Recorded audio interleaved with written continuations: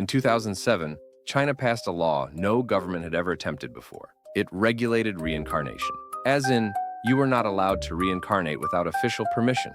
Imagine reaching the afterlife and being asked, before you proceed, do you have your government-approved rebirth certificate? To understand how this happened, we need Tibet, Buddhism, and the unusual way Tibetan monks choose their spiritual leaders.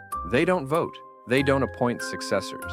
They search for the child believed to be the reincarnation of the previous leader. It's not retirement. It's respawning. The most important respawn is the Dalai Lama, a figure with immense cultural and spiritual influence. So when one Dalai Lama dies, monks begin searching for the next one. It's ancient, sacred, and normally far outside the reach of government policy. In 1959, after an uprising in Tibet, the 14th Dalai Lama escaped the region disguised as a soldier and fled into exile in India. Beijing hated this for one simple reason. They lost direct control over Tibet's most influential figure. And here's the problem. If the current Dalai Lama is outside China, what happens when he dies? The next Dalai Lama would inherit the same authority, and Beijing realized they might have no say in who Tibetans recognize next.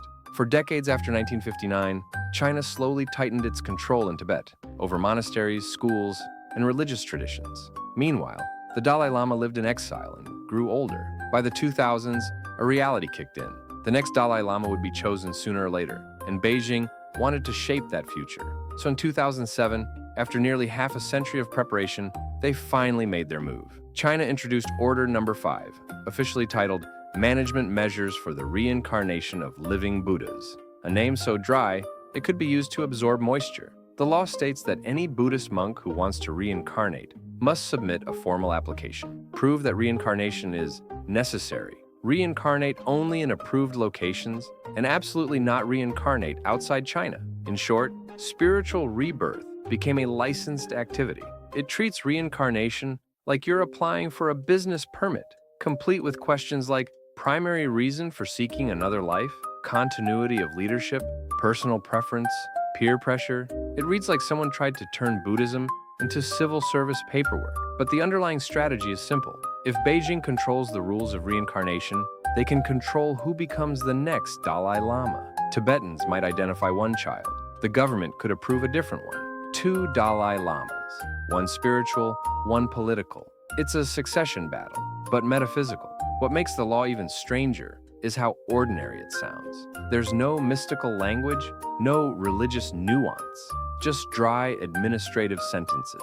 Only monasteries with the proper permits can handle reincarnation requests. Reincarnations must align with historical customs, as defined by the state. And the final approval must come from Beijing. It turns one of the oldest spiritual traditions on earth into something that looks like a building permit. Tibetan monks read the law and essentially said, this is not how reincarnation works. In Buddhism, rebirth doesn't follow political borders.